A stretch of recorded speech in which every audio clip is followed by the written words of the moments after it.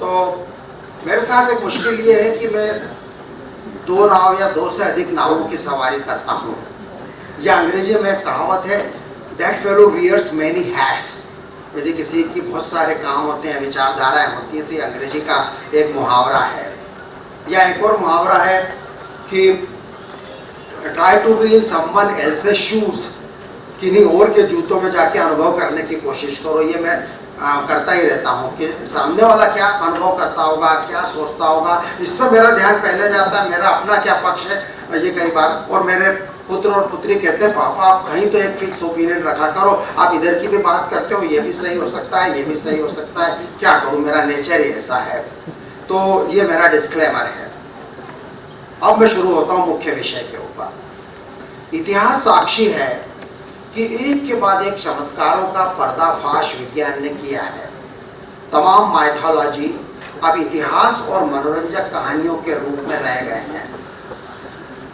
दिन और रात कैसे होते हैं, मौसम कैसे बदलते हैं, भूकंप और ज्वालामुखी क्यों आते हैं, ये सब रहस्य हुआ करते थे मानवता के लिए।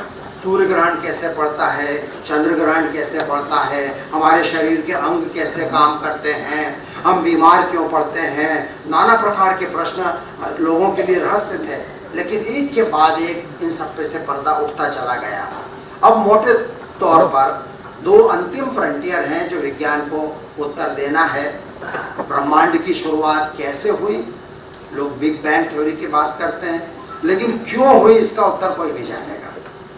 और मानव चेतना की वैज्ञानिक व्याख्या, ये भी एक फ्रंटियर है विज्ञान के सामने। कैसे हुई ये तो मैं आज बताने की कोशिश करूंगा, लेकिन क्यों हुई इस प्रश्न का उत्तर देना बहुत मुश्किल होगा, जो कि आज की चर्चा का विषय है। चेतना या कॉन्शियसनेस का अध्ययन और चिंतन वैज्ञानिकों के अलावा कुछ और लोग भी करते हैं। जैसे साइकोलॉजिस्ट, आप लोगों ने सिगमंड फ्रायड का नाम सुना होगा, और उनकी किताबों में ईड और सुपर ईगो एंड ईगो इस तरह की धारणा लेकिन आजकल नहीं मानी जाती। चेतना का अध्ययन थियोलॉजिस्ट या धर्मशास्त्री भी करते हैं, और फिलोसोफर्स या दर्शन शास्त्री भी करते हैं। तो उन लोगों के डिस्कोर्स में जिन शब्दावलियों का और जिन विचारों का उपयोग होता है, मैं उनसे ज्यादा परिचित नहीं हूँ। एक न्यूरोलॉजिस्ट और बायोलॉजी के विद्यार्थी के रूप में मेरा सरोकार है मस्तिष्क और उसे धारण करने वाले शरीर से। मेरा दायरा नितांत भौतिक है, फिजिकलिस्ट है, मटीरियलिस्टिक है। मैं ट्रांसेंडेंटल बातें नहीं करता। ट्रांसेंडेंटल मतलब इंद्रियातीत या अनुभवातीत, उन शब्दों से मेरा कम नाता है। हम अनेक प्रश्न उठाएंगे और उनके बारे में कुछ चर्चा करेंगे, सबके बारे में नहीं। चेतना की परिभाषा, चेतना के स्वरूप, चेतना के स्तर, चेतना की सामग्री मतलब कंटेंट ऑफ कॉन्शियसनेस, मस्तिष्क में चेतना की एनाटॉमी, फिजियोलॉजी, पैथोलॉजी और उस पर शोध करने की विधियां, डार्विनियन विकास की गाथा में चेतना का आविर्भाव कब हुआ, कैसे हुआ, क्यों हुआ, गर्भस्थ शिशु में चेतना कब आती है, सचेतन अनुभूति के नीचे ढेर सारा अवचेतन मन जिसको हम सबकॉन्शियस माइंड बोलते हैं, वो कैसे एक आइसबर्ग के रूप में आधार प्रदान करता है। बाकी जो ऊपर है वो तो 1/10वां हिस्सा है आइसबर्ग का, जो हमारी कॉन्शियस चेतना है, लेकिन उसके नीचे पूरा ब्रेन काम कर रहा है।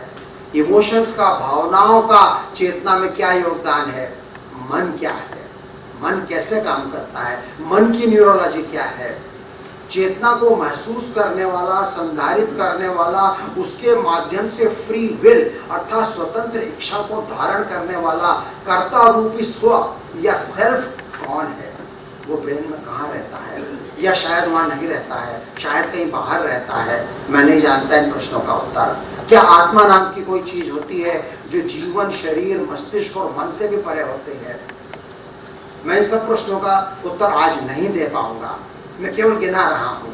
अनेक लोग मानते हैं कि आध्यात्मिकता के द्वारा ध्यान, साधना, योग, हठ योग, भक्ति, मेडिटेशन, इनर इंजीनियरिंग, तांत्रिक विधियां, विपासना आदि के द्वारा हम अपने मन और चेतना को बेहतर और अनूठे तरीके से बूझ सकते हैं।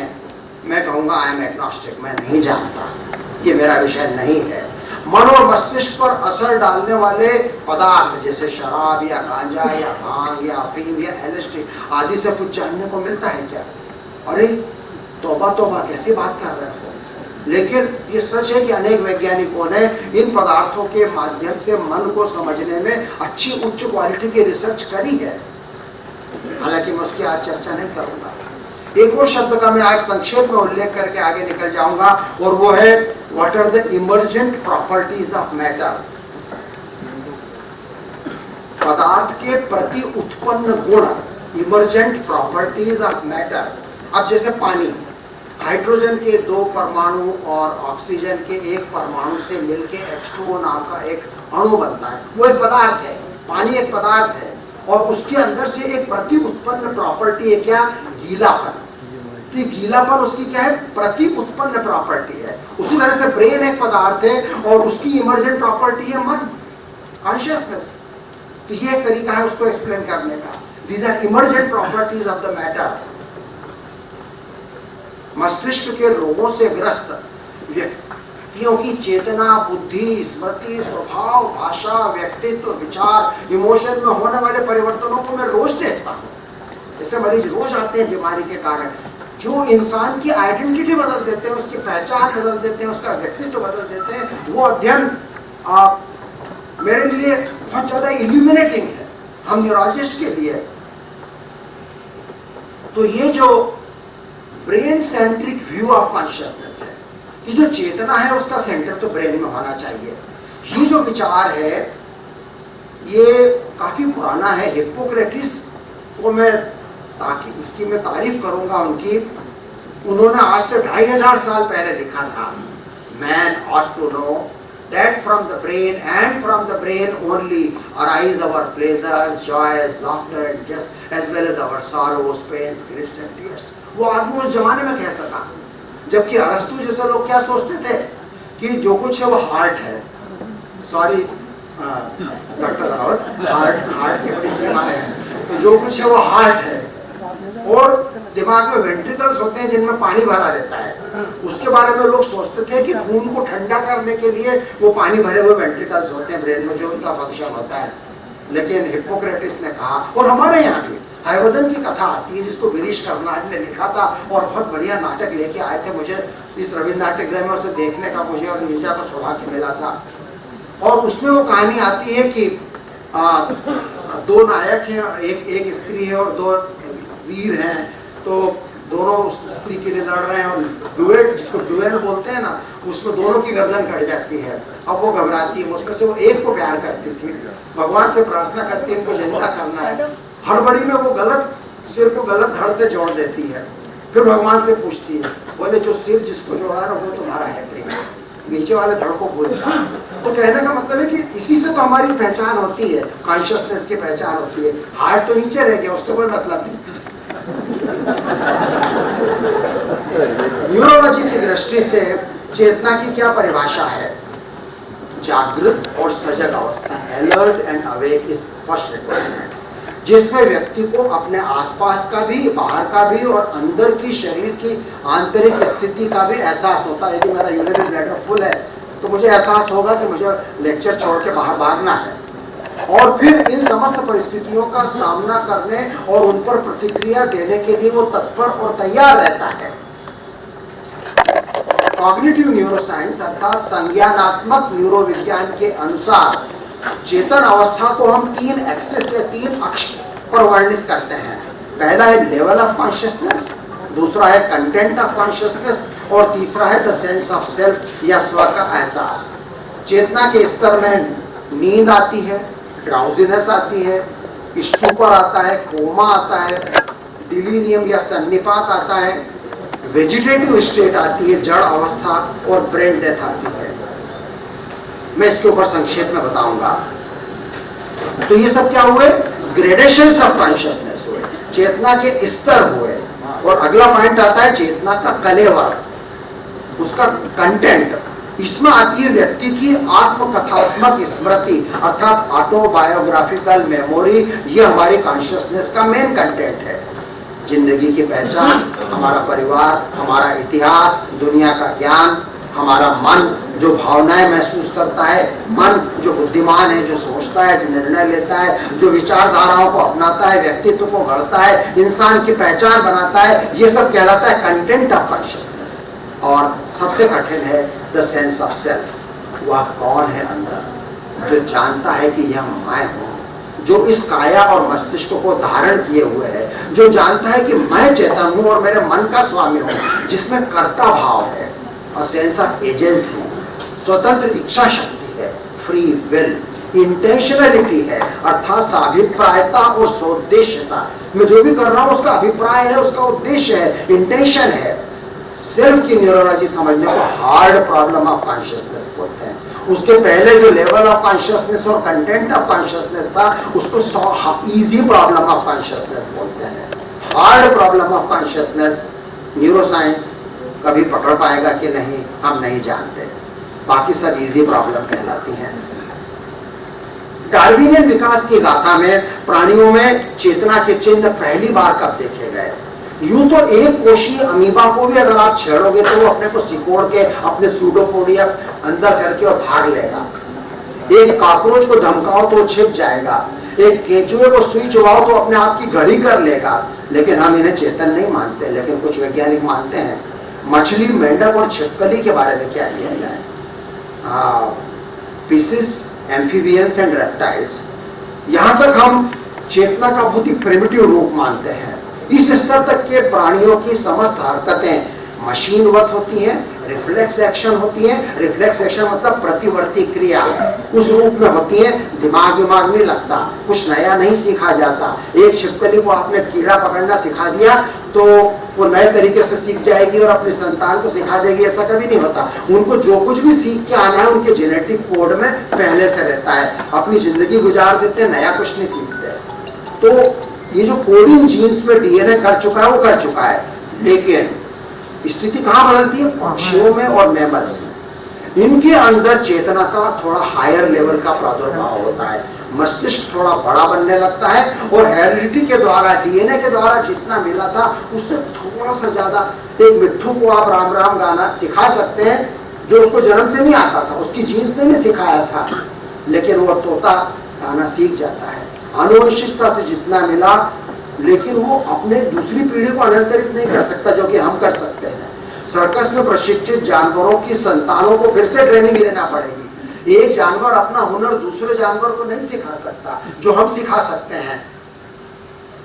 उदाहरण के लिए मैं जैन गुडाल का नाम लूंगा, जिन्होंने प्राइमेटोलॉजिस्ट हैं, चिंपैंजी पर सबसे ज्यादा काम किया है और वो आखिरी इंसान होगी अगर आप उनसे कहो कि चिंपैंजी में कॉन्शियसनेस नहीं होती, मानेंगे क्यों? होती। लेकिन उन्होंने भी स्वीकार किया है chimps are trapped in their bodies.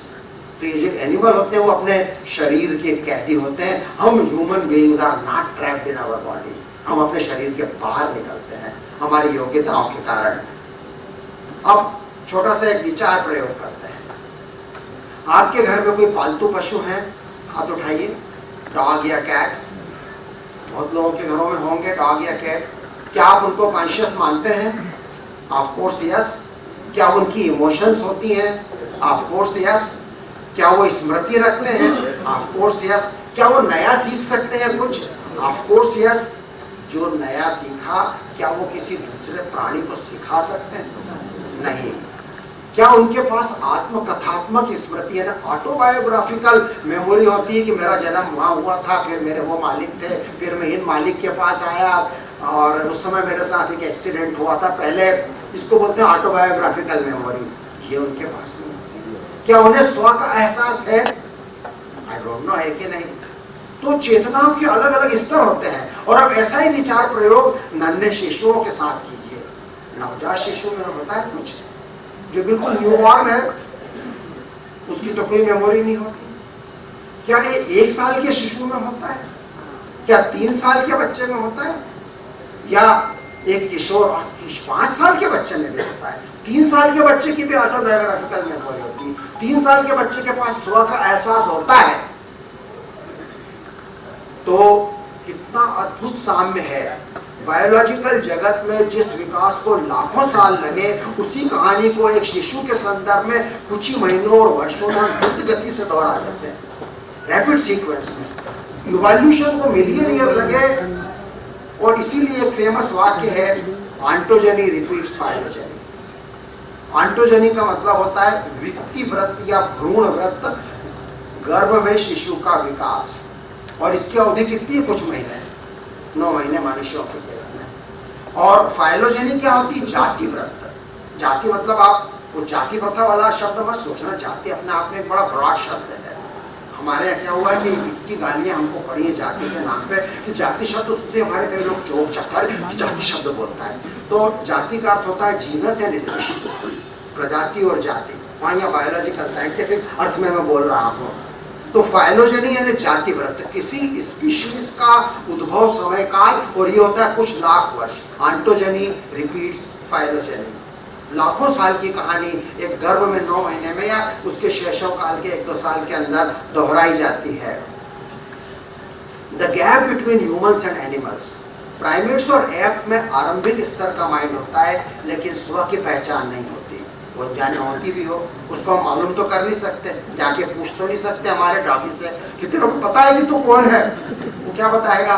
मनुष्य और प्राणियों के मध्य जो खाई है, जो गैप है, कुछ वैज्ञानिक उसको कम मानते हैं, कुछ वैज्ञानिक उसको बड़ा मानते हैं, कुछ कहते हैं उनके बीच में निरंतरता है, कुछ बोलते हैं एक डिसकंटिन्यूटी है। मनुष्य का दर्जा तो एकदम अलग है, वो तो खासम खास है, भगवान ने उसको खास बनाया है या वो अपने आप बना है, इस बहस में मैं आज नहीं पढ़ूंगा उसको किसने बनाया है।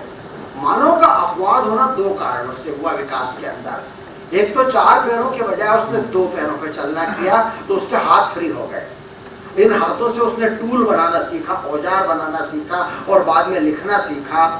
और वो चूंकि खड़ा हो गया तो उसकी दृष्टि थोड़ी दूर तक के, वो होराइजन पे ज्यादा, अगर वो चारों पांव पे चलता तो वो कम दूर तक देखता, ज्यादा दूर तक देख ना पाया, और इस तरह से सेल्फ की या स्व की जमीन तैयार हुई।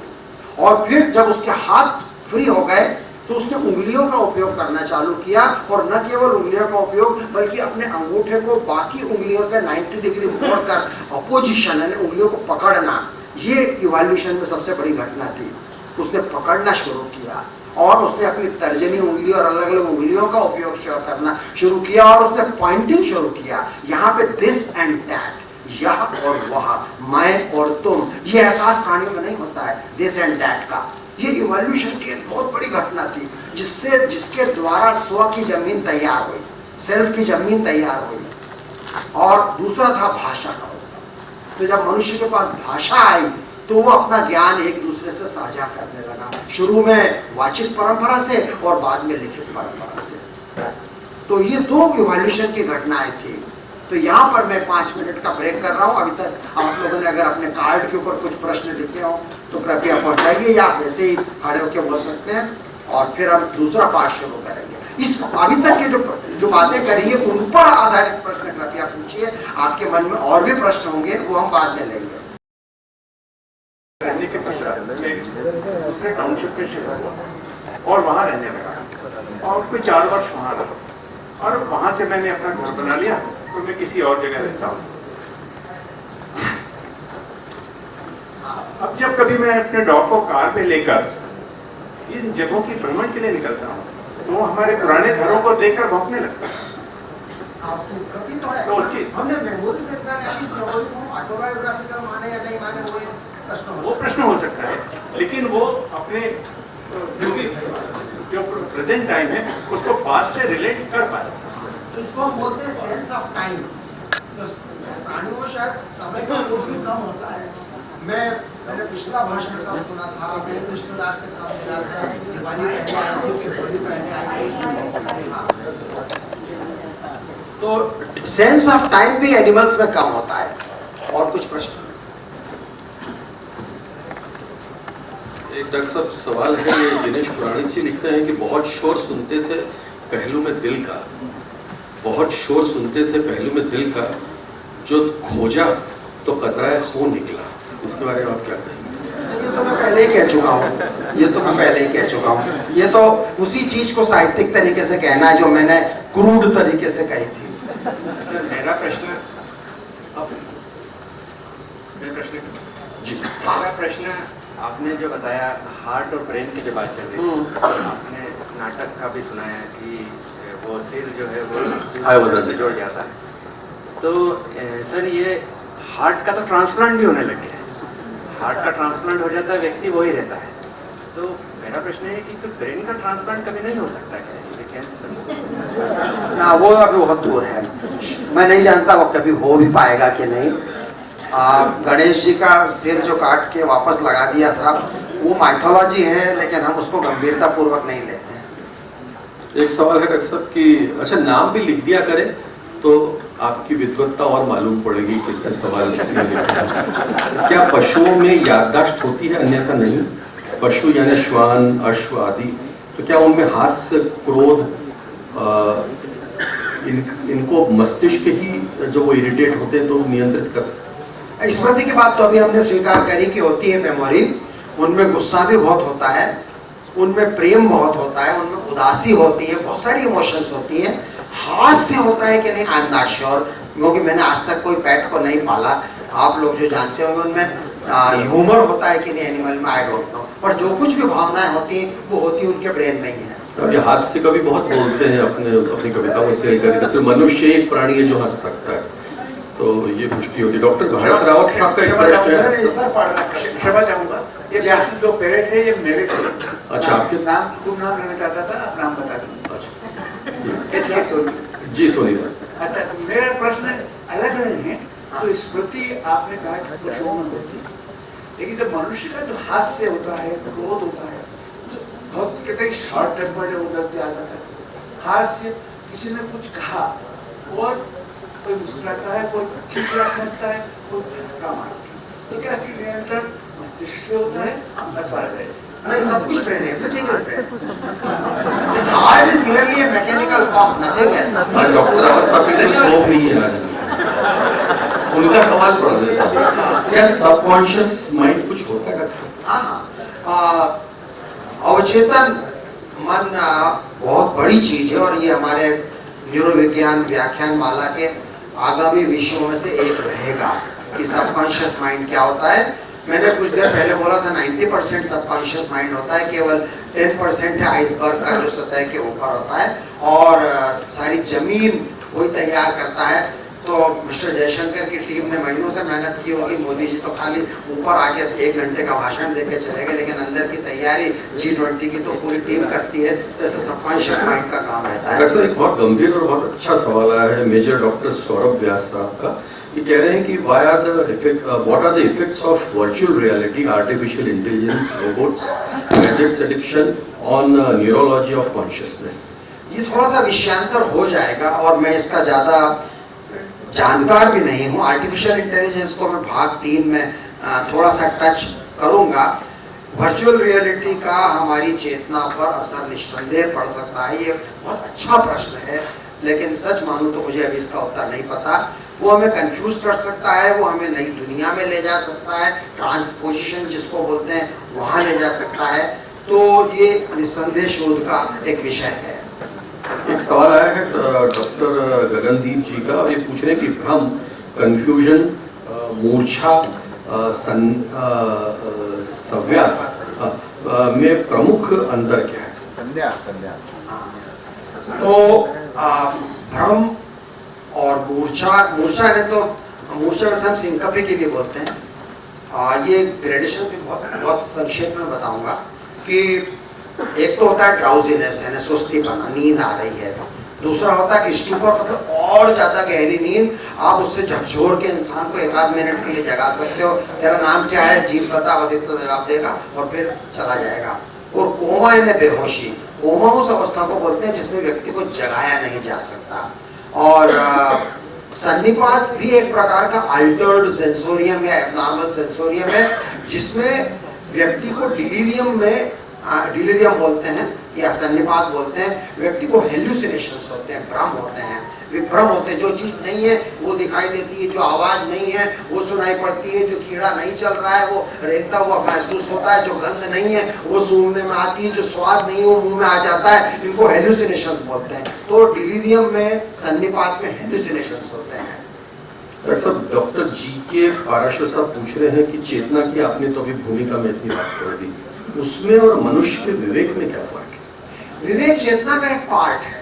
चेतना is a broad umbrella term, उसमें बहुत सारी चीजें हैं। विवेक मनुष्य की चेतना की प्रॉपर्टीज में से एक है।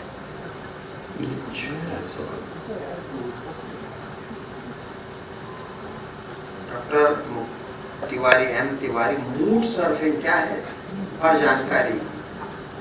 मूड स्विंग जो वो भी चेतना का ही पार्ट है हमारे। जो मूड होता है, कभी हम खुश हैं कभी हम उदास हैं, ये स्विंग तो होते रहते हैं, पर वो आज का विषय नहीं है। सर एक सवाल मेरा था। हाँ। मैं उज्जवल स्वामी, मैं लाफ्टर योगा और हैप्पीनेस का कोच हूँ। तो मेरे पास एक पोमेरियन डॉग है और अभी तो 2 हो गए हैं। तो मैं 3 दिन के लिए उदयपुर चला गया था। तो मैं दिन भर 4-6 घंटे बाहर रहता हूँ, तो वो शाम को बड़े उत्साह से वो सब कूद फान करता है और बड़ा खुश होता है। लेकिन वो जो एक्सपेक्टेड उसका टाइम है कि 3-4 घंटे में मैं आ जाता हूँ, तो वो खुशी जाहिर होती है। 3-4 दिन के लिए मैं जब गया और वापस जब लौट के आया, तो वो जैसे छोटा बच्चा अपनी माँ से दूर रहता है, उसकी हिचकी बन जाती है। वो अक्सर ऐसा होता है कि वो ऐसा मुझे लगता है उसकी भौंकने की जो आवाज़ है वो रोने जैसी लगती है। वो रो रहा है, हिचकी बन जाती है, जैसे वो रोते रोते कंप्लेन कर रहा है कि वेयर वर यू, तो कहाँ थे। तो वो जो दुख और पीड़ा उसके अंदर बहुत गहराई से होती है। तो animals are very sensitive sir. और सर दूसरा हैप्पीनेस के बारे में मैंने महसूस किया सर कि जैसे 3-4 घंटे में जब वो एक्सपेक्टेड टाइम में मैं आ जाता हूँ, तो वो इतना उत्साह के साथ तोड़ लगाता है। अब जितने भी पेड़ पाले हैं वो समझ सकते हैं, वो तूफान कर देता है पूरे घर में, तोड़ता है गोल गोल सर्कल में, वो अपनी खुशी को जाहिर करता है। तो मतलब वो बहुत सेंटीमेंट समझते हैं सर, हम उनको बहुत लाइटली लेते हैं एनिमल्स को, जैसे स्वीकार करते हैं। बिल्कुल ये क्या बहुत संवेदनशील विषय है, इसलिए यही आपकी बात को स्वीकार करते हैं। एक और प्रोफेसर चतुर्वेदी साहब पूछ रहे हैं कि क्या प्राणी गर्भ में भी सीखता है, और उसका संदर्भ वो दे रहे हैं अभिमन्यु से, क्या उससे स्मृति होती है? गर्भ में चेतना कब आती है, ये प्रश्न मैंने लिखा तो था पर उसको मैं छोड़ गया। और ईसाई धर्म में, बाइबल में तो ये माना जाता है कि जब बच्चे का बिंब बनता है, यानी फर्टिलाइजेशन होता है, उसी समय से आत्मा का प्रवेश हो जाता है। इसीलिए जो कैथोलिक लोग हैं वो अबॉर्शन के विरोधी होते हैं, क्योंकि उसके अंदर वो जीवात्मा की कल्पना करते हैं, रोमन कैथोलिक्स। हमारे यहाँ शास्त्रों में जो गर्भ संस्कार होते हैं 5वें-6ठे महीने पे, या ऑब्स्टेट्रिशियंस को पता होगा अपने यहाँ की महिलाएं कब कब करवाती हैं गर्भ संस्कार, तो हमारे यहाँ, और वो बड़ा साइंटिफिक है कि जिस एज पे हमारी सुप्रीम कोर्ट ने अबॉर्शन की अनुमति दी है और नहीं दी है, लगभग वो समय रहता है जब हम मानते हैं कि उस शिशु में, गर्भ शिशु में चेतना आ चुकी होती है। और गर्भ में बच्चा कुछ सीखता है या नहीं सीखता है, इसके ऊपर काफ़ी दावे आते हैं, लेकिन उस विषय का वैज्ञानिक अध्ययन मैंने नहीं किया है, इसलिए मैं ज़्यादा टिप्पणी नहीं कर पाऊंगा। लेकिन हाँ, कुछ प्रभाव जरूर पड़ते हैं, इसको मैं स्वीकार करूँगा। तो अभी हम प्रश्नोत्तरी को विराम दे रहे हैं। अब हम आते हैं एनाटॉमी, फिजियोलॉजी और पैथोलॉजी की तरफ। तो इवोल्यूशन की दृष्टि से ब्रेन का सबसे पुराना भाग है ब्रेन स्टेम, मस्तिष्क स्तंभ। तो यदि दिमाग की कल्पना में बड़े गोभी के फूल से करें, तो ब्रेन स्टेम उसका डंठल है नीचे की तरफ। शेष शरीर और ब्रेन को स्पाइनल कार्ड के माध्यम से जोड़ने वाला हाईवे है या ब्रिज है ब्रेन स्टेम। उसमें आवक और जावक के तंतु मार्ग हैं। देह से इंद्रिय जन्य जानकारियां प्राप्त के ऊपर ब्रेन तक ब्रेन स्टेम से ही जाती हैं। मस्तिष्क से निकलने वाले आदेश नीचे की दिशा में ब्रेन स्टेम से ही गुजरते हैं। आने वाले संदेश सीधे सीधे हाई कमांड के पास नहीं पहुंचते, बीच में स्टेशन पड़ते हैं, और पहला स्टेशन है ब्रेन स्टेम। और इसके भी 3 भाग हैं, मेडुला ऑब्लोंगेटा, पॉन्स और मिड ब्रेन, और फिर मिड ब्रेन के ऊपर हाइपोथैलेमस और थैलेमस होते हैं। तो ये जो स्ट्रक्चर आपको दिख रहा है, ये नीचे स्पाइनल कॉर्ड है, और ये ब्रेन स्टेम है, ये मेडुला, ये पॉन्स, मिड ब्रेन, थैलेमस, ये सारा इंपॉर्टेंट पार्ट है कॉन्शियसनेस के लिए। ये आवक जावक मार्ग है नीचे।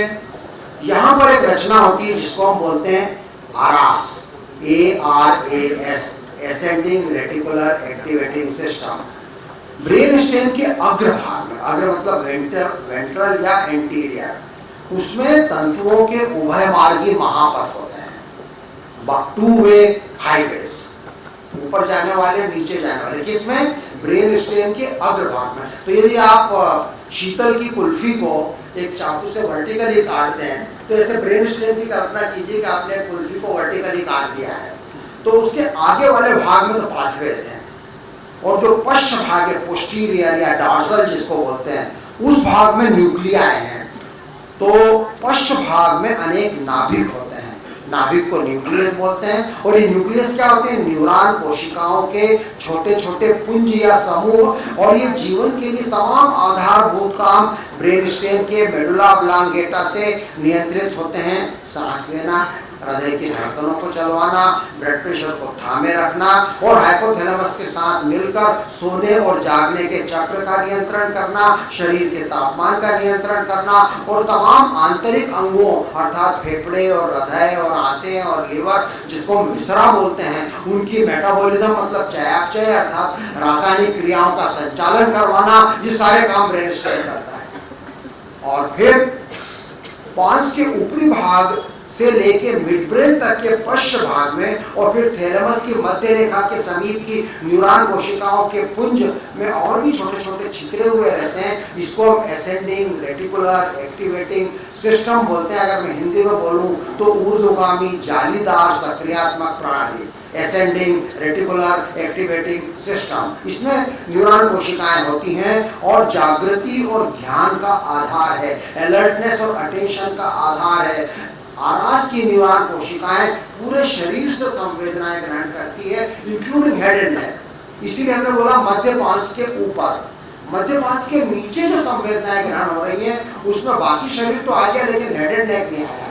हेड एंड नेक की जो सूचनाएं होती है वो 5वें नंबर की क्रेनियल नाड़ी ट्राइजेमिनल से एंटर होती है और वो एंट्री होती है पांच के मध्य में। तो मध्य पांच के ऊपर जाओ और मिड ब्रेन तक जाओ और थैलेमस तक जाओ, वहां पे जो एसेंडिंग रेटिकुलर एक्टिवेटिंग सिस्टम है उसके पास पूरा इनपुट है बॉडी का। और उस इनपुट के आधार पे जिसे वो फिजिक्स में रियोस्टेट होता है, लोग जानते होंगे आप, या अपने डिमर होता है लाइट का, आप कम ज्यादा करते हो वॉल्यूम को, तो ऐसा रियोस्टेट होता है कि अगर चेतनाएं पर्याप्त मात्रा में आ रही है तो आप जागृत और अलर्ट हैं। और यदि मेरा लेक्चर बोरिंग और डल हो रहा है तो आपकी सूचनाएं कम आना चालू होंगी और आपका डिमर डाउन होगा और आपको बैठे बैठे यहाँ हॉल के अंदर नींद आने लग जाएगी। तो ये डिमर होता है एसेंडिंग रेटिकुलर एक्टिवेटिंग सिस्टम। तो रात को जब हम लाइट बंद कर देते हैं और नरम मुलायम बिस्तर में बिना सलवट वाली चादर के बिस्तर पे पड़े रहते हैं और सब शोरगुल बंद कर देते हैं तो डिमर काम करता है। एसेंडिंग रेटिकुलर एक्टिवेटिंग सिस्टम को इनपुट नहीं मिल रहा है और उनको इनपुट कम मिल रहा है तो वो कॉर्टेक्स को जगाए रखती थी, वो जगाए रखने का काम खत्म हो गया। इस तरह से ये हमारी जागृति का काम ब्रेन स्टेम करता है।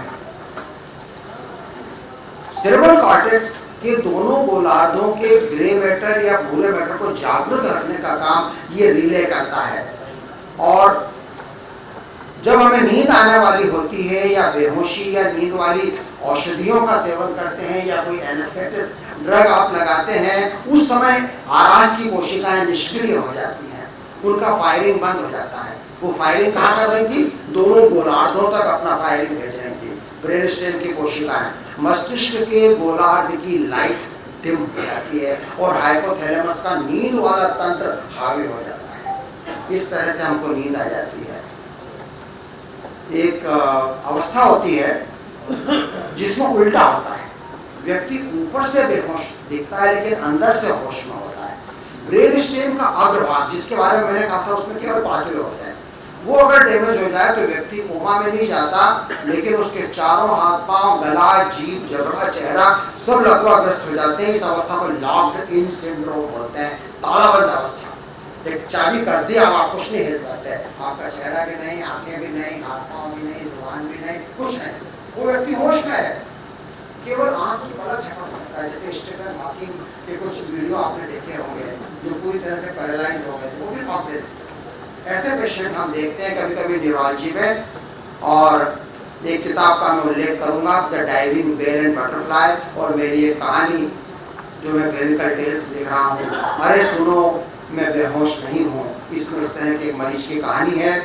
और एक और कहानी जो उल्टी है, इसमें जो पश्च भाग है जिसमें एसेंडिंग रेटिकुलर एक्टिवेटिंग सिस्टम के न्यूक्लियर डैमेज हो गए, वो बंदा चला जाएगा वेजिटेटिव स्टेट में, उसका कोमा ठीक ही नहीं होगा, जड़ अवस्था बोलते हैं, वेजिटेटिव स्टेट बोलते हैं। और अगर वो जिंदा रह गए 1 महीने के बियॉन्ड तो उनको धीरे धीरे जागने और सोने की साइकिल चालू हो जाती है। घर वालों को लगता है कि ये तो होश में है, जबकि वो होश में नहीं होते, इसको जड़ अवस्था होती है। इसके ऊपर भी मैंने कहानी लिखी है और उसका शीर्षक है अंदर है कोई क्या। और ये जो दूसरी बात मैं कर रहा था, the diving bell and the butterfly, ये भी एक लघु उपन्यास है जो लॉकडाउन सिंड्रोम के बारे में लिखा गया था। एक फ्रेंच पत्रकार थे जो मोटर एक्सीडेंट में उनको ब्रेन स्टेम का अग्रभाग डैमेज हो गया, पीछे वाला नहीं, वो होश में रहे लेकिन पैरालाइज हो गए, लॉकडाउन हो गए और केवल उनकी पलकें झपकती थी। उनकी नर्स है जो नोट्स लिख रही है और ये बंदा अपनी पलक झपका झपका के उसको लिखवा रहा है। तो अगर मैं एक बार झपकाऊंगा तो ए, दो बार झपकाऊंगा तो बी, एक बार झपका के पॉज दे के फिर झपका, तो उन्होंने अपना एक मोर्स कोड बना लिया। पुराने जमाने में टेलीग्राफ होता था ना, उसका मोर्स कोड हुआ करता था, फिजिक्स में हम पढ़ते थे। इन महाशय ने अपना खुद का मोर्स कोड बनाया और कई महीनों की मेहनत के बाद, और तारीफ करना पड़ेगी उस नर्स की जिसने कितने धैर्य के साथ उसकी किताब ये पूरा उपन्यास छप के आया जो इसी विधि से लिखवाया गया था लॉकडाउन सिंड्रोम के अंदर।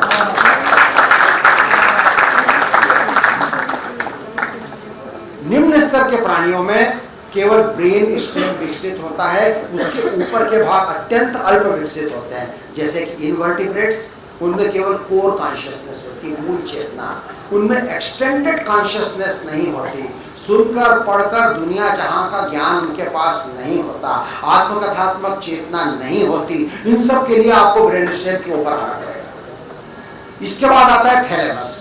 मस्तिष्क में प्रवाहित अरबों संकेतों का एकीकरण से ही चेतना का उद्भव होता है। एकीकरण मतलब इंटीग्रेशन।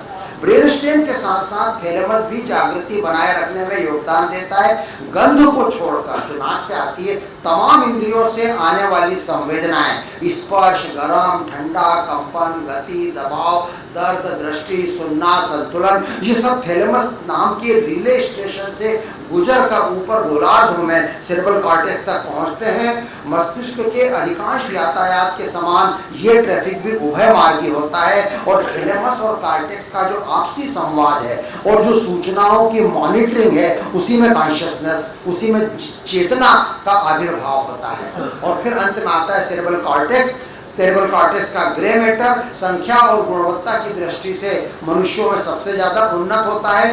ब्रेन स्टेम और थैलेमस के साथ मिलजुल कर कॉर्टेक्स ही वो मानचित्र बनाता है, मैप बनाता है बॉडी के, जो अंततः माइंड कहलाते हैं या मन कहलाते हैं। और कोर सेल्फ, मूल स्वनाम बनता है। प्रथम बिंब दुनिया का, शरीर का ब्रेन स्टेम में बनता है, दूसरा बिंब थैलेमस में बनता है, तीसरा बिंब कॉर्टेक्स में बनता है और प्रत्येक बिंब प्रतिक्षण मस्तिष्क की रचना में सूक्ष्म परिवर्तन करता है। इन परिवर्तनों का बिंब फिर ऊपर बनता है और इस प्रक्रिया में ये एहसास चेतना के रूप में सतह के ऊपर आता है कि कुछ हो रहा है। जब इतने लेवल पर चीजें बदलती हैं, इस तरह से हमारी कॉन्शियसनेस बनती है। सेरेब्रल कॉर्टेक्स के पास एक और गुण है जो थैलेमस और ब्रेन स्टेम के पास नहीं है, वो है स्मृतियां।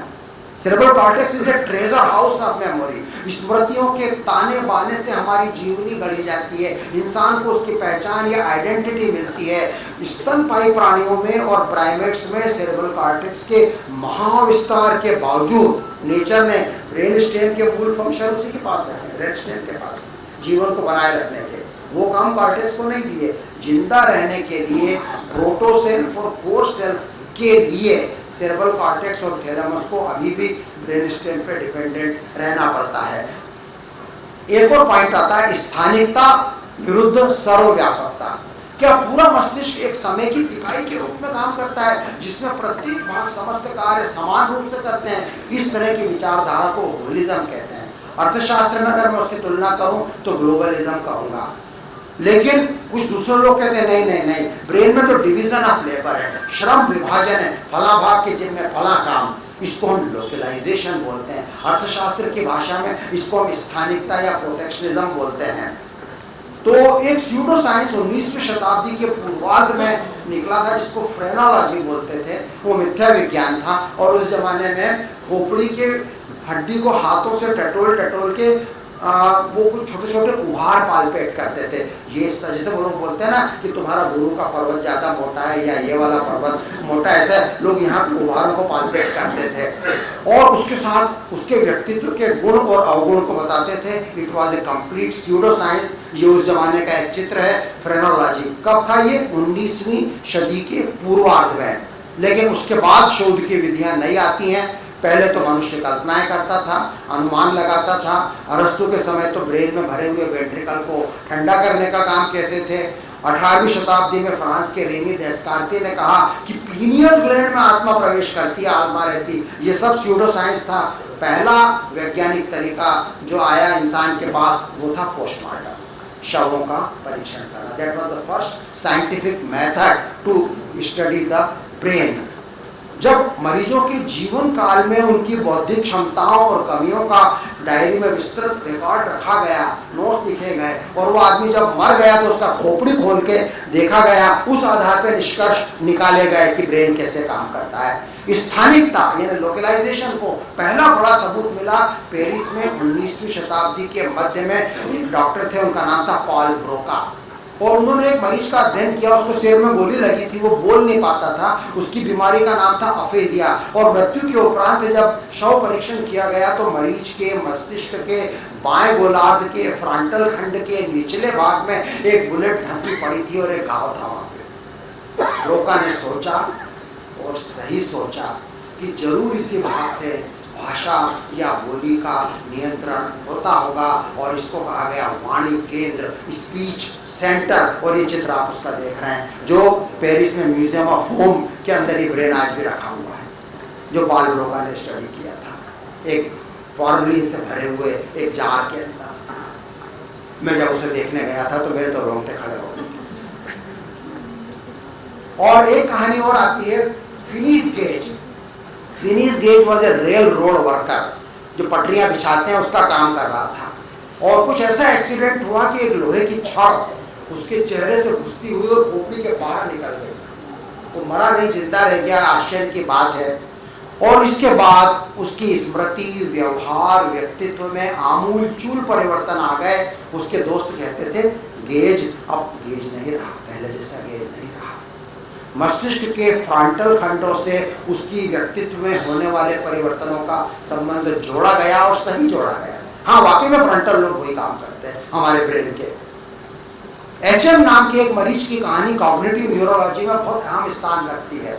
मिर्गी या एपिलेप्सी के कुछ खास प्रकार के दौरों में चेतना, बुद्धि और व्यवहार पर लघु अवधि के असर बार बार पड़ते हैं। और उस बंदे का ऑपरेशन किया गया था, और उसकी मेमोरी में क्या फर्क पड़ा, इसका विस्तृत अध्ययन किया गया।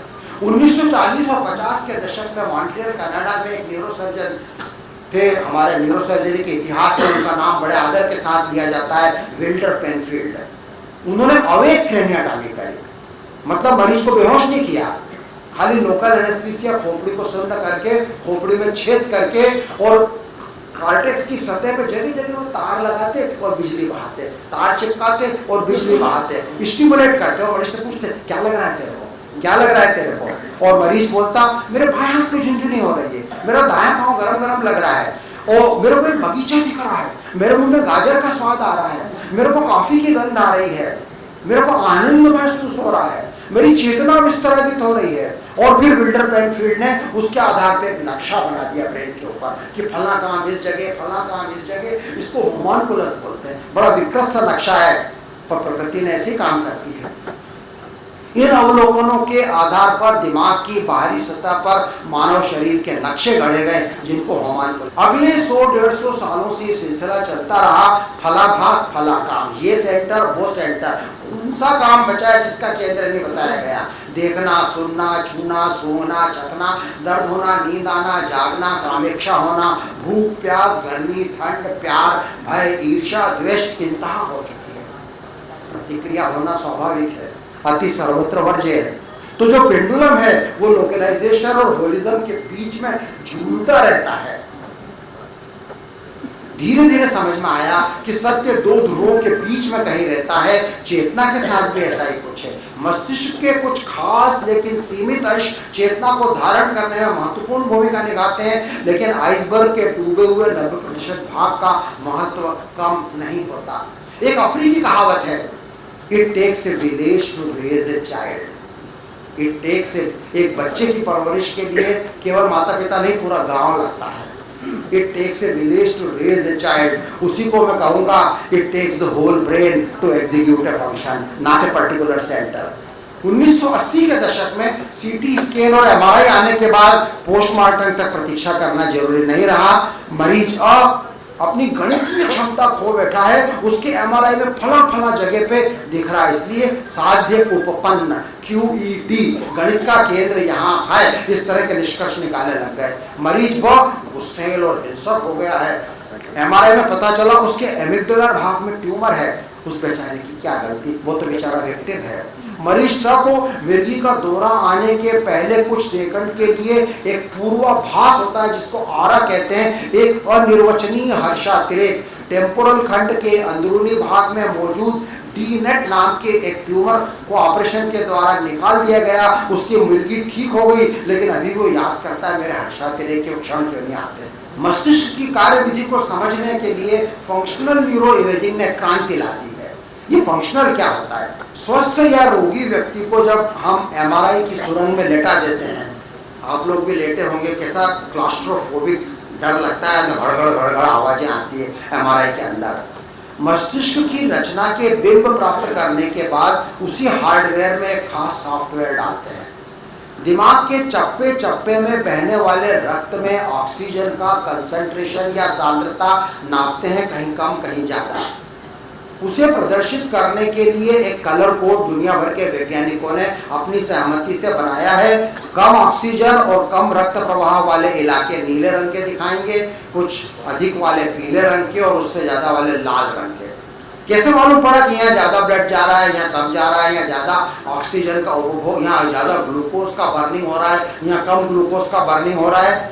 Bold, BOLD, blood oxygen level dependent signal, ये टेक्निक होती है सॉफ्टवेयर में। एमआरआई स्कैन का शक्तिशाली चुंबक रक्त में मौजूद ऑक्सी हीमोग्लोबिन और डीऑक्सी हीमोग्लोबिन के अनुपात में सूक्ष्म अंतरों को कैप्चर कर लेता है। आप जानते हैं हमारे हीमोग्लोबिन की दो अवस्थाएं होती है, ऑक्सीजन युक्त और ऑक्सीजन के बिना। तो जब ब्रेन में ब्लड बह रहा है तो उसमें कुछ हिस्सों में ऑक्सीजन ज्यादा है और कुछ में कम है। एमआरआई उसको पकड़ लेता है और बता देता है कि ये इलाके ज्यादा है। जिन रचनाओं में रक्त प्रवाह ज्यादा है, जिनमें से ज्यादा ऑक्सीजन निकल रही है, वो सब बिंबित हो जाते हैं। अब मरीज को लेटे लेटे मशीन में बोलते हैं तुम कुछ काम करो, मशीन में लेटाए रखते हैं अंदर ही। अच्छा ऐसा करो, तुम्हारे प्रिय गीत को मन में गुनगुनाओ। अच्छा ऐसा करो, ऐसे क्षणों को याद करो जब आप किसी इमोशन में डूब गए थे। अच्छा गणित का एक सवाल दे रहा हूं, इसको हल करो। स्थान अ से स्थान ब तक जाने का नक्शा मन में बनाओ। किसी प्रिय डिश का स्वाद याद करो। वर्चुअल गॉगल में आपको टेक्स्ट पढ़ने को दे रहे हैं, उसको आप पढ़ो। ये सारे काम वो अंदर लेट के कर रहा है और ये करते समय उसके दिमाग की ऑक्सी हीमोग्लोबिन और डीऑक्सी हीमोग्लोबिन के संतुलन में जो चेंज आ रहा है, किसी इस हिस्से में किसी हिस्से में, ये फंक्शनल इमेजिंग पकड़ लेता है। इसलिए हमको मालूम पड़ता है कि इस काम करते समय ब्रेन का ये हिस्सा ज्यादा काम करता है। उपरोक्त गतिविधियां करते समय एमआरआई के बोल्ड सिग्नल बदलते हैं। लो देखो देखो, फला विषय के बारे में सोचते सोचते दिमाग का फला इसका जगमगा उठा। अच्छा ये पैटर्न है, रंगों का ये कॉम्बिनेशन है।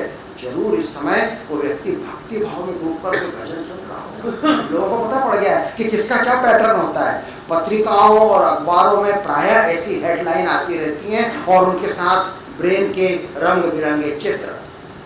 ये चित्र कॉन्शियसनेस का है, ये घृणा का है, ये प्यार का है, ये भय का है, ये संवेदना का है, ये भगवान के बारे में सोचने का है। तरह तरह के हमारे चित्र बनते हैं और लोग तरह तरह के नेटवर्क की बातें करते हैं। इस वर्तमान समझ को हम ओवरलैपिंग नेटवर्क थ्योरी कहते हैं। एक सीमित रियल एस्टेट, ब्रेन के पास रियल एस्टेट तो लिमिटेड है, उसके बजाय हम दूर दूर तक फैले हुए नेटवर्क की धारणा करते हैं। एक ही जमीन को साझा करते हैं। मानो एक बेईमान प्रॉपर्टी एजेंट एक ही प्रॉपर्टी को एक से अधिक ग्राहकों के बीच में बेच रहा हो। ये भी अपना प्लॉट है, ये भी अपना जमीन है, इसको भी दिखा दिया, उसको भी दिखा दिया, लव भी यहाँ पे, हेड भी यहाँ पे, सबके लैंडस्केप ओवरलैपिंग है ब्रेन के अंदर। मस्तिष्क की भाषा वही भाषा है जो कंप्यूटर की है। सर्किट का बनना और टूटना, 0 and 1, न्यूरॉन की फायरिंग है, फायरिंग बंद, फायरिंग चालू, फायरिंग बंद। इस तरह की कोड लैंग्वेज में ही विज्ञान ब्रेन बात करता है। दर्शन शास्त्र में एक शब्द आता है क्वालिया, इसको हम प्रोटोफिरामिना बोलते हैं, और न्यूरॉन कोशिकाओं में लघु लघु नेटवर्क विद्युतीय गतिविधियों के लघु लघु पैटर्न बनाते हैं और उससे उद्भव होता है परसेप्शन का, अवबोधन, फीलिंग्स का, अनुभूतियों का, इमोशंस का और कॉन्शियसनेस का। इन्हीं पैटर्न से ये सब चीजें बनती हैं। इनको हम क्वालिया बोलते हैं। लाल रंग का लालपना, दार्जिलिंग की चाय का स्वाद, लता मंगेशकर की आवाज, ये सब क्वालिया कहलाते हैं। इसको हम वर्णन नहीं कर सकते, ये अनुभव करने की चीज होती है। इसको हम गूंगे का गुण कहते हैं। ये सारी चीजें क्वालिया कहलाती हैं। और न्यूरोविज्ञान अभी भी जूझ रहा है इस प्रश्न से कि ये अनुभूतियां क्यों वैसी लगती हैं जैसी कि वो लगती हैं। आश्चर्य की बात है कि 1000 ख्वाहिशें ऐसी कि हर ख्वाहिश पर दम निकले। उन ख्वाहिशों को महसूस करने वाले न्यूरॉन कोशिकाओं के संजाल की रचना और उसमें जगमग जगमग करने वाली बिजली के पैटर्न सब एक जैसे कंफ्यूजिंग लगते हैं। आप ये नहीं पढ़ सकते कि इस समय वो क्या कर रहा होगा। मैं कुछ किताबें बताऊंगा जिन्होंने मेरी सोच को प्रभावित किया। रिचर्ड डॉकिंस, उनकी famous book the selfish gene, Steven Pinker जिनकी किताब how the mind works, Antonio Damasio, The Feeling of What Happens and the When Self Comes to the Mind, Daniel Dennett, Consciousness Explained, Samir Zeki on Inner Vision, Sam Harris on Free Will, V.S. Ramachandran on Telltale Brain, and E.O. Wilson on Consilience. एक neurologist के रूप में इन सबको पढ़ के और functional MRI से जुड़ी हुई जो हेडलाइन आया करती थी अखबारों में, पत्रिकाओं में, बड़ा पुलकित और गर्वित महसूस करता था। मेरे भाषणों में, मेरी टॉक में इन चित्रों को दिखाता था और मैं कहता था देखो देखो न्यूरो प्रत्यय के साथ कितनी सारी उपविद्याएं विकसित हो रही हैं। Neuro law, neuro aesthetics, neuro economics, neuro philosophy, ये सब हो रहा था कि then I got a reality check. Reality check मतलब मेरे को पहली बार ब्रेक लगा जब मैंने ये किताब पढ़ी by Raymond Tallis with the name of aping mankind. तो रेमंड टेलिस एक ब्रिटिश न्यूरोसाइकियाट्रिस्ट हैं जो फिलोसोफर हैं। वो इस दावे का खंडन करते हैं कि मनुष्य की चेतना और उससे संबंधित समस्त कार्य केवल मस्तिष्क के अंदर विद्यमान रहते हैं। वो मानते हैं कि मस्तिष्क इन सब कामों के लिए, चेतना के लिए एक अनिवार्य है। मान लिया it is necessary, but is it sufficient? It is not sufficient. So there is a difference between something being necessary and something being sufficient. Brain is necessary. If you chop my head, of course मेरी consciousness थोड़ी कम हो जाएगी, लेकिन is it sufficient for my consciousness? कुछ और भी है। वो क्या है? और रेमंड टेलिस भी मेरे जैसे अनिश्वरवादी हैं। वो कहते हैं ना तो कोई आत्मा है, ना कोई भगवान है, ना कोई ब्रह्मांडीय चेतना है। उनके अनुसार हार्ड प्रॉब्लम को हम अगर ब्रेन के अंदर ढूंढने की कोशिश करेंगे तो नहीं पाएंगे, हमको बाहर ही ढूंढना पड़ेगा। और वो कई तरह के इल्यूजन्स को तोड़ रहे हैं और खास तौर से उन्होंने अपनी किताब में 2 चीजों पर अटैक किया। एक को बोलते हैं वो न्यूरोमेनिया और दूसरे को बोलते हैं डार्विनाइटिस। न्यूरोमेनिया मतलब the appeal to the brain as revealed through the latest science to explain everything of behaviour. वो बोलते हैं तो पागलपन है, न्यूरोमेनिया है। आप फंक्शनल एमआरआई के रंग बिरंगे चित्र दिखाओ और एक के बाद एक हेडलाइन बनाते जाओ, ये न्यूरोमेनिया है, पागलपन है एक तरह का, हर चीज को उससे एक्सप्लेन करना। और दूसरा वो डार्विनाइटिस की बुराई करते हैं, हर चीज को डार्विन की थ्योरी से एक्सप्लेन करना। अरे भाई ठीक है, डार्विन की थ्योरी, वो कहते हैं मैं डार्विन में विश्वास करता हूँ, मैं बायोलॉजिकल इवोल्यूशन को मानता हूँ, पर कब तक? होमो सेपियंस तक। मतलब हम लोग होमो सेपियंस मतलब मनुष्य का विकास तक डार्विन की थ्योरी चली। लेकिन पता है होमो सेपियंस के बाद एक नई स्पीशीज और आई जो हम हैं, और वो है होमो सेपियंस सेपियंस। हम 2 बार बोलते हैं अपनी स्पीशीज का नाम। सेपियंस का मतलब होता है बुद्धिमान। तो होमो की स्पीशीज बहुत सारी थी, होमो निएंडरथल, होमो इरेक्टिकस, होमो ऑस्ट्रेलोपैथिकस, कई होमो फ्लोरिनेंसिस, बहुत तरह की स्पीशीज थी होमो के नाम पे। और फिर आया होमो सेपियंस। सेपियंस मतलब बुद्धिमान, the one who is wise. और फिर हमने 2 बार सेपियंस को बोला, the one who is intelligent, that he is intelligent. जो बुद्धिमान है, जो जानता है कि मैं बुद्धिमान हूं, इसलिए होमो सेपियंस सोपियंस। तो रेमंड टेलिस के अनुसार डार्विन की थ्योरी होमो सेपियंस तक ठीक है, उसके बाद का जो विकास हुआ है जिसको हम कॉग्निटिव साइकोलॉजी बोलते हैं, उसके ऊपर हम नहीं लागू करेंगे। होमोसेपियंस का जो सांस्कृतिक और बौद्धिक विकास हुआ है उसको हम डार्विन की कसौटियों पर नहीं कस सकते। There is a limit to evolutionary psychology. So I think उनका ये कहना है कि ये जो सारी इमेजेस मीडिया में आती रहती हैं फंक्शनल इमेजिंग की, they do not make us any wiser, वो हमें ज्यादा बुद्धिमान नहीं बनाती हैं। वो कहते हैं दिस इज नियो फ्रेनोलॉजी। तो जो 19वीं शताब्दी में पुरानी फ्रेनोलॉजी थी, जब आप पाल्पेट करके खोपड़ी को देखते थे, उसी तरह से आप ये लाल एरिया और ये पीला एरिया और ये भी एक प्रकार की फ्रेनोलॉजी है, ये उनका कहना है।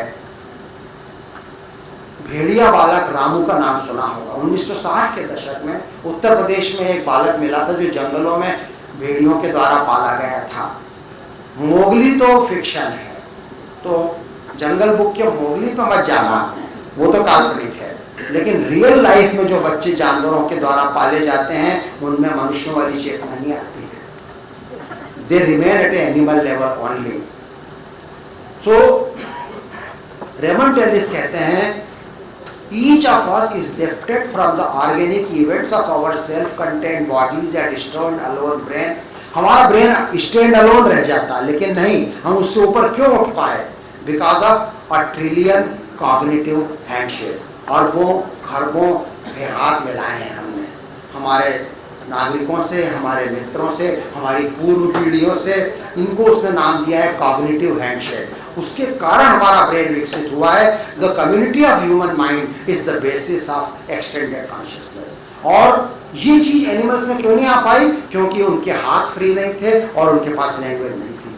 चूंकि हमारे हाथ फ्री थे, चूंकि हमको लिखना पढ़ना आता था, चूंकि हमको औजार चलाना आता था, चूंकि हम दिस एंड दैट का अंतर कर सकते थे, हमारे अंदर स्व की जमीन तैयार हुई थी और हम अपने ज्ञान को साझा कर सकते थे, ये सब एनिमल्स के पास नहीं था। और तो जो हमारी जो सेंस ऑफ सेल्फ है वो इस तरह से आया है। एक 25 साल पुरानी शर्त अभी जून महीने में एक दर्शन शास्त्री ने एक न्यूरोलॉजिस्ट को हराया। तो Christof Koch is the neurologist and David Chalmers is a younger philosopher. 25 साल पहले उनमें शर्त लगी थी। न्यूरोलॉजिस्ट ने कहा था कि 25 साल के अंदर न्यूरोसाइंस का कॉन्शियसनेस की हार्ड प्रॉब्लम को सॉल्व कर देगा, और वो हार गए।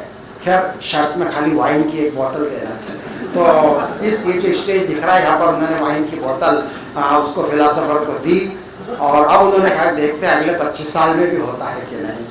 तो हार्ड प्रॉब्लम ही रह जाएगी। आर्टिफिशियल इंटेलिजेंस के बारे में ऐसा लोग कहते हैं, ये बड़ा विवादास्पद विषय है कि उनमें चेतना होती है कि नहीं। अगर आर्टिफिशियल इंटेलिजेंस वाकई में ह्यूमन लाइक है तो जरूर उसमें सेंस ऑफ सेल्फ होगा, ऐसा अनेक वैज्ञानिक कहते हैं। विज्ञान पर प्रायः आरोप लगता है रिडक्शनिज्म का, और ये वाली स्लाइड में हमेशा दिखाता हूँ। अंग्रेजी में दो जुड़वा कहावतें हैं कि चलो मैं स्लाइड के ऊपर बोल ही देता हूँ एक बार फिर से, कि जब न्यूटन ने इंद्रधनुष की फिजिक्स समझाई कि कैसे आकाश में लटकी हुई पानी की बूंदों में से सूर्य की किरणें परावर्तित नहीं, रिफ्रैक्शन के द्वारा निकलती हैं, तो प्रिज्म के इंद्रधनुष के 7 रंगों में बढ़ जाती हैं। और उस जमाने में अंग्रेजी के महान कवि थे जॉन कीट्स, उन्होंने कहा हे न्यूटन, इंद्रधनुष तो निहारने की चीज है, आनंद लेने की चीज है, कविता लिखने की चीज है, कहाँ घुस गए उसकी फिजिक्स के अंदर? कुछ तो आनंद, कुछ तो शर्म करो। लेकिन मेरे अनुसार दोनों जरूरी है, फिजिक्स भी जरूरी है और पोएट्री भी जरूरी है, मनुष्य को दोनों चाहिए। तो विज्ञान के ऊपर आरोप लगता है रिडक्शनिज्म का। आप अणु परमाणु के लेवल पे, मॉलिक्यूल के लेवल पे उतर जाते हो, वो भी जरूरी है। तो अंग्रेजी में दो जुड़वा कहावतें हैं, missing tree for forest and missing forest for tree.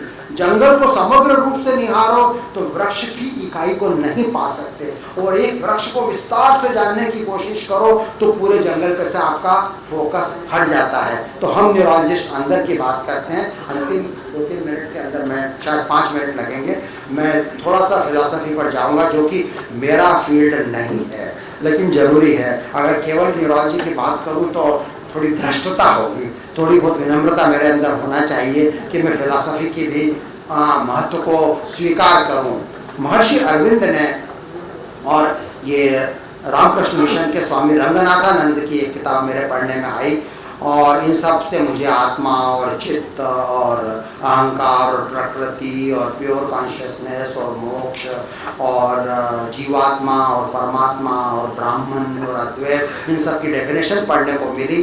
और जो आध्यात्म वाले लोग हैं वो हम जैसे लोगों की जो भौतिकवादी अप्रोच है उसको नीची निगाह से देखते हैं, हिकारत की निगाह से देखते हैं हम लोगों को। जो आध्यात्मिक वाले लोग हैं वो लोग कहते हैं ये जो बाह्य जगत है और जो सूक्ष्म जगत है ये सब तुच्छ है। उनके अनुसार प्रत्येक इंसान अनेक दिनों के अभ्यास के द्वारा स्वयं के मन की अंदरूनी यात्रा पर जा सकता है, स्वयं को खोजता है और सत्य और ईश्वर के दर्शन करता है और उसको चरम आनंद की अनुभूति होती है और वो पाता है कि अंदर की चेतना और ब्रह्मांड की चेतना एक ही चीज है। महर्षि अरविंद के अनुसार मनुष्य की चेतना का उत्तरोत्तर विकास होता जा रहा है। इंसान का मन एक बहुत ही अधूरे प्रकार की चेतना है और वो प्रकृति की यात्रा का अंतिम बिंदु नहीं हो सकती। तो अरविंद वैसे बड़े वैज्ञानिक दृष्टिकोण वाले थे। वो मानते थे कि जीवन पदार्थ से ही विकसित हुआ है, अलग से नहीं आया, मैटर से ही जीवन निकला है। और वो ये भी मानते थे कि जीवन से ही मन निकला है, यहाँ तक भी वो मानते थे। उनके अनुसार चेतना के और भी उच्चतर स्तर हैं, वो होना बाकी हैं। और वो कहते हैं कि चेतना समस्त जगत में व्याप्त है। चेतना के अनेक स्तरों की वो बात करते हैं। उनके दर्शन से मेरा प्रथम परिचय 1967-68 में जब मैं 9वीं-10वीं कक्षा में पढ़ता था तब हुआ था। मेरे हिंदी के शिक्षक श्री स्वयं प्रकाश जी उपाध्याय पांडिचेरी आश्रम के प्रमुख शिष्यों में से एक थे और उस समय मेरे किशोर मन को ज्यादा कुछ समझ में नहीं आया था जब वो लेक्चर लेते थे। तो अब जब मैं पीछे मुड़ के देखता हूँ तो उनकी कई बातें मुझे सही प्रतीत होती हैं। बहुत कुछ पढ़ने के साथ समझ धीरे धीरे विकसित होती है। मेरे प्रिय लेखक श्री स्टीवन पिंकर की पुस्तक our angels of better nature की थीम भी यही है कि कैसे पिछले 10,000 वर्षों में मानव जाति की चेतना में उन्नयन हुआ है और हमारे नैतिक और आदर्श मूल्यों में सुधार हुआ है। लेकिन मेरे अंदर का जिद्दी न्यूरोलॉजिस्ट जो रिडक्शनिस्ट है वो फिर भी अपनी राह नहीं छोड़ता, वो प्रयोग करना चाहेगा।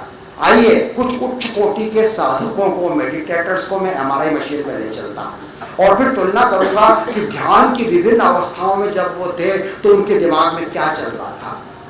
वो लोग बोलेंगे अरे क्या मिलेगा, कुछ रंग बिरंगे चित्र मिल जाएंगे, उससे क्या फायदा। फायदा कभी तत्काल नहीं मिलता। माइकल फेराडे नाम के एक फिजिसिस्ट है, उन्होंने डायनामो मशीन बनाई थी 19वीं शताब्दी के मध्य में और रानी विक्टोरिया उनकी मशीन देख रही थी और रानी विक्टोरिया ने पूछा तुम्हारी इस मशीन का क्या मतलब, क्या काम डायनामो का।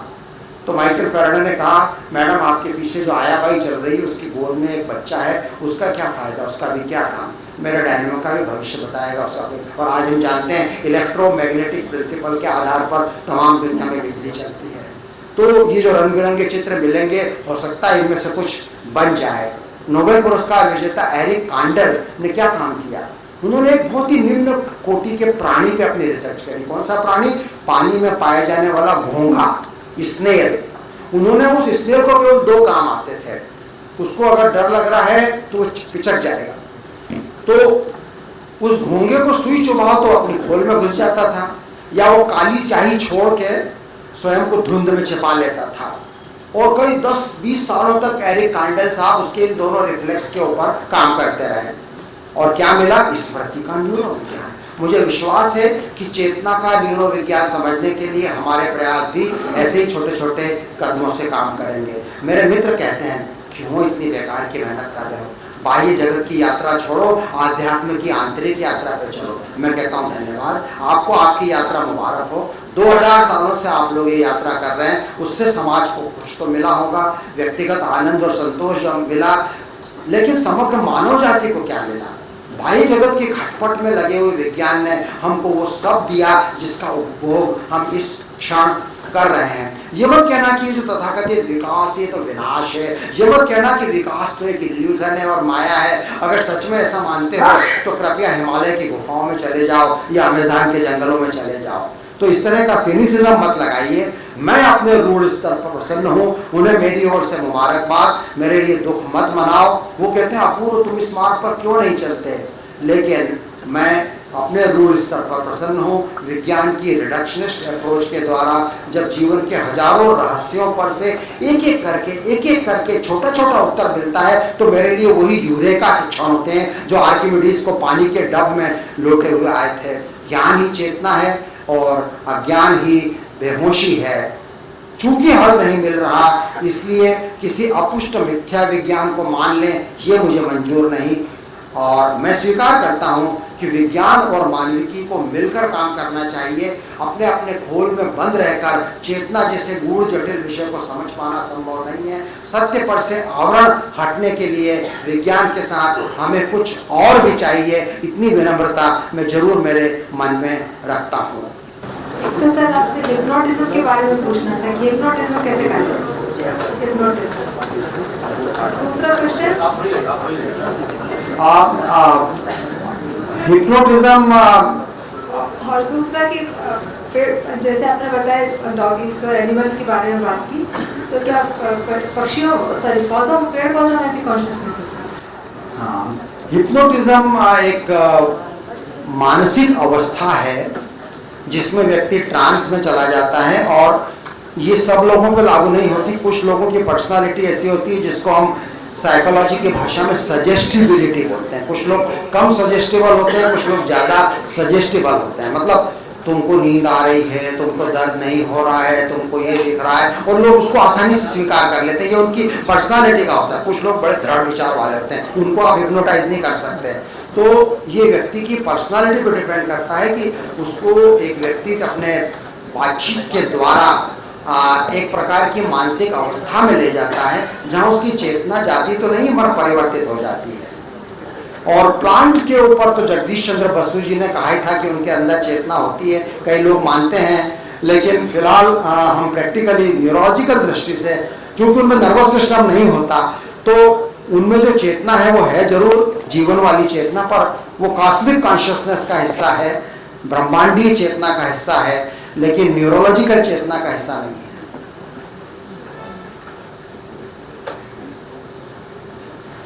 What are the effects of knowledge on music, on fetus, ontogeny?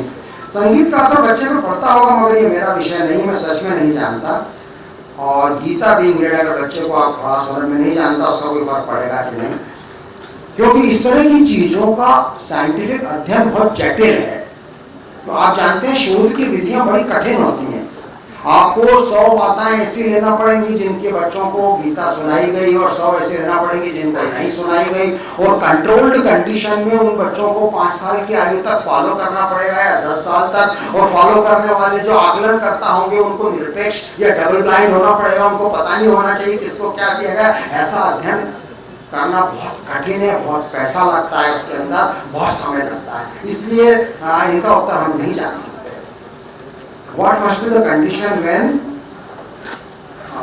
it started growing non-living nucleic acids and started with, तो जो पुराना समुद्र था, धरती पर ओशन था, और उसमें जब ऑर्गेनिक केमिस्ट्री बनना चालू हुई और उसमें ऑर्गेनिक मॉलिक्यूल बनना चालू हुए और डीएनए बनना चालू हुआ, तो डीएनए के अंदर बड़ा पता नहीं कहाँ से गुण आ गया, अपनी कॉपी बनाना। उसकी जिद हो गई, उसका स्वभाव हो गया, उसकी वृत्ति हो गई कि वो अपनी कॉपी बनाने लग गया। यहाँ से शुरुआत होती है जेनेटिक्स की। तो सेल्फ रेप्लिकेटिंग मॉलिक्यूल जब बने, उससे जीवन की शुरुआत हुई थी। How can we generate more amount of NO nitric acid और nitric oxide for a best brain health? ना, मैं नहीं जानता इसका उत्तर। नाइट्रिक ऑक्साइड का डिजीज की पैथोलॉजी में काफ़ी रोल है। कई तरह के उसको हम फ्री रेडिकल्स में मानते हैं जो डैमेज करते हैं, लेकिन मैं उसमें ज़्यादा कुछ नहीं कह पाऊँगा। और सुपर ऑप्टिक न्यूक्लिया जो हाइपोथैलेमस में होता है, पेरीवेंट्रिकुलर न्यूक्लिया होते हैं। मैं इतने डिटेल में एनाटॉमी में नहीं गया जानबूझकर, क्योंकि समय का अभाव था। ये हाइपोथैलेमस में तरह तरह के नाभिक होते हैं जो हमारी अनेक वेजिटेटिव आदिम अवस्थाओं को नियंत्रित करते हैं। तो जब मनुष्य का विकास हुआ तो उसकी आदिम अवस्थाएं पहले विकसित हुई, और जब और बड़ा उसका सेरेब्रल कॉर्टेक्स हुआ तो उसके पास फ्रंटल लोब आ गए। फ्रंटल लोब ने उसको इनहिबिशन सिखाया। ये गलत है, ये मत करो, तुम्हारी इच्छा तो हो रही करने की पर मत करो। तो ये जो ब्रेक लगाने का काम है फ्रंटल लोब करता है, और उसी फ्रंटल लोब से हमारी तमाम एथिक्स और हमारी तमाम मॉरलिटी फ्रंटल लोब से विकसित होती है। अन्यथा इंसान और एक एनिमल में कोई अंतर नहीं है।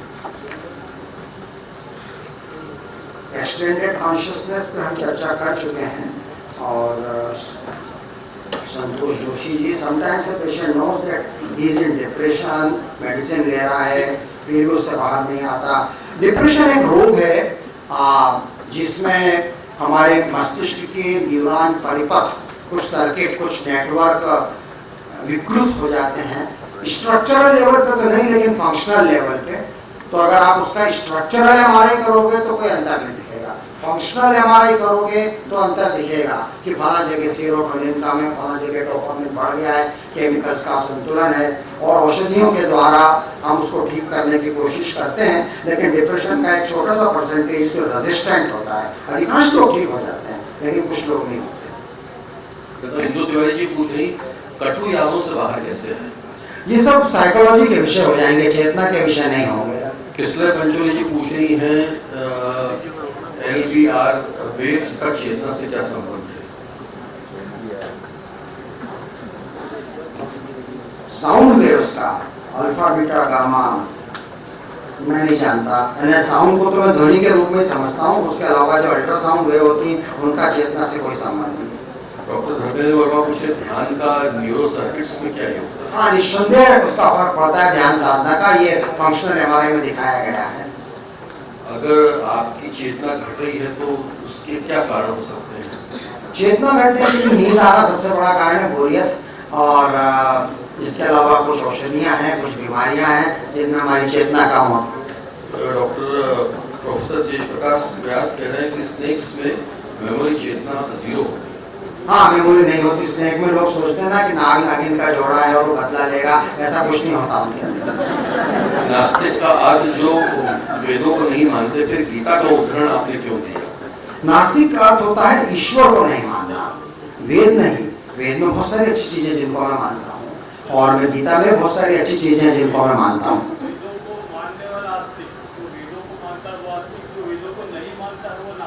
नहीं, मैं इसका दूसरा अर्थ लेता हूँ। नास्तिक को मैं अनिश्वरवाद मानता हूँ, और हमारे यहाँ जो जैन धर्म है वो अनिश्वरवादी धर्म है। इवन बौद्ध धर्म में भी अनिश्वरवाद है। सुजाता वैश्यकाल जी पूछी, कई घटनाएं हमें पहले से नींद में देख लेते हैं और घटित होती है, ऐसा कई बार ये क्या है? ये संयोग है। क्या मेमोरी और चेतना में कोई स्टोरेज लिमिट रहती है? क्या एक प्रोसेसिंग लिमिट रहती है? हाँ, लिमिट तो रहती है, अच्छा सवाल है। लिमिट तो रहती है, लेकिन उसको मापना बहुत मुश्किल है, और हर इंसान की अलग अलग होती है। और ब्रेन में इस बात का सिस्टम रहता है कि बहुत सारी चीजें वो भूलता जाता है जानबूझ के। क्या इसको डिलीट भी किया जा सकता है? हाँ, कुछ चीजें ऑटोमेटिकली डिलीट होती हैं, बाय विल, इच्छा से डिलीट करना मुश्किल है। दर्द का एहसास सबको समान होता है, क्या सर काट जाने पर इंसान कुछ देर तक लड़ सकता है? हाँ, ऐसा हम माइथोलॉजी में पढ़ते थे कि उसका सिर कट गया, फिर भी वो तलवार चलाता रहा युद्ध के अंदर। महाभारत में ऐसे प्रसंग आते हैं, पर वो केवल माइथोलॉजी है। डॉक्टर MS गिल साहब ने पूछा, स्व से आपका क्या तात्पर्य? ये शरीर है, मन है, या कुछ और है? स्व हमारे शरीर द्वारा धारित ब्रेन के द्वारा उत्पन्न मन की एक प्रॉपर्टी है। ब्रेन और हार्ट का क्या रिश्ता है? डॉक्टर राकेश उत्तम। मैंने खोला नहीं, बस भैया ब्लड पहुंचाते रहना यार। अच्छा, एक सवाल नहीं है, सूचना है। MP09WC 6828 रास्ता रोक रही है, उनका मन अटका हुआ है जरा, तो चेतन होकर उठ जाइए यहाँ से, मैं गाड़ी हटा। और एक है ऐसा ये सवाल है, बस हो गया। आशा पंचोली ने पूछा है, राजू बेड़िया वाला, वो मनुष्य योनि में पैदा होने के बावजूद अपनी हेरिडिटी कैसे भूल गया? वो अपनी हेरिडिटी नहीं भूला, लेकिन उसको वातावरण नहीं मिला। तो अकेली हेरिडिटी पर्याप्त नहीं है, परिवेश उसके साथ परिवेश जरूरी है। मेरा एक अगला एक विषय होगा त्रैमासिक व्याख्यान माला का, जिसका नाम है द ब्लैंक स्लेट, कोरी पट्टी। तो जब हम बच्चा जन्म लेता है तो कोरी पट्टी के रूप में आता है या उसमें पहले से कुछ इबारत लिखी हुई रहती है, ये एक डिबेट है, उसको मैं अगले व्याख्यान में इससे मुझे तात्कालिक रूप से एक उदाहरण जो परिवेश कि लता जी के बारे में कहा जाता है कि उन्होंने अपने पूज्य पिता के साथ में बैठकर संगीत नहीं सीखा, लेकिन जब कुछ विद्यार्थी कोई राग गलत गा रहे थे तब एकदम वो खेल रही थी, उन्होंने कहा कि पूरा धराशी ये नहीं है, ऐसा गाया जाता है। और फिर पीछे से पंडित दीनानाथ मंगेशकर ने आकर, तो क्या ये वही वो घटनाक्रम हो सकता है? हाँ, लता जी के साथ वैसी बात। हाँ, वैसी बात। और कोई आर्टिफिशियल इंटेलिजेंस अभी बहुत ही नया विषय है, मैंने उसका अध्ययन नहीं किया है, इसके ऊपर अनेक लोग को मैं पढ़ता रहता हूँ, और कुछ लोग हैं जो मानते हैं कि उसमें चेतना हो सकती है, संवेदनाएं हो सकती है, but it is still too early. SK Jain साहब डॉक्टर है, ये पूछे पूर्व जन्म क्या है? मैं कह चुका हूँ, मैं पूर्व जन्म नहीं मानता। डॉक्टर साहब एक सवाल मेरा है, मन सबके अलग अलग है, चेतना अलग अलग है, फिर भी ये आरोप एक दूसरे पर कोई क्यों लगाता है तो तू तेरे मन की करता है? ये शब्दों का फेर है। अंतिम कोई प्रश्न? डॉक्टर नागर, जागरण का कोई वैज्ञानिक आधार है क्या? कुंडली जी जागरण का कोई वैज्ञानिक आधार है क्या? शायद नहीं, मैं नहीं जानता उसे और मैं नहीं मानता।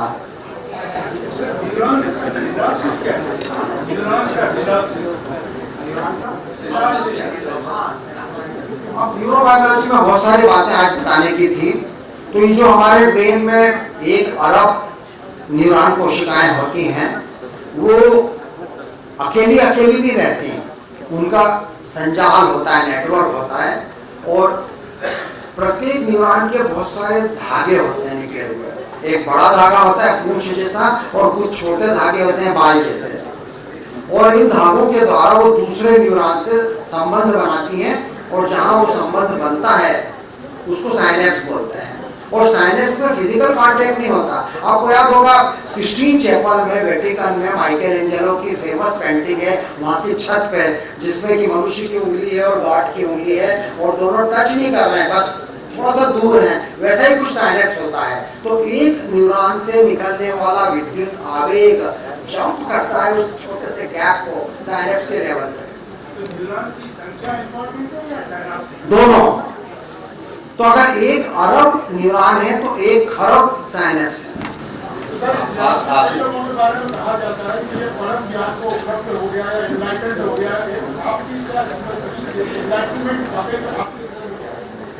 एनलाइटमेंट है कि उस व्यक्ति को अपनी स्वयं का एहसास ज्यादा अच्छे से है, और वो ये महसूस करता है कि मेरी चेतना और ब्रह्मांडी चेतना एकाकार है।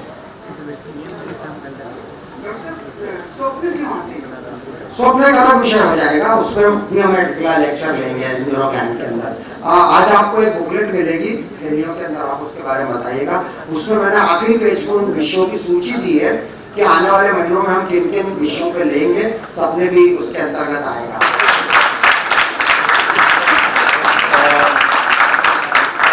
मैं डॉक्टर निपुण पौराणिक को बुलाऊंगा। निपुण भाई आइए और सबका शुक्रिया एक बार अदा कर दीजिए जल्दी से। आप सबका बहुत बहुत धन्यवाद, और संडे को इतने अच्छे नंबर में आना और सुनना, सबके लिए बहुत बहुत थैंक यू। और न केवल सुनना बल्कि इतने सारे प्रश्न पूछना, उसके लिए भी बहुत बहुत धन्यवाद। संजय पटेल सर का बहुत अच्छा रहा सारा कार्यक्रम। इसके अलावा पौराणिक हेल्थ केयर सेंटर के सभी सदस्यों का मैं बहुत तहे दिल से शुक्रिया अदा करना चाहूँगा।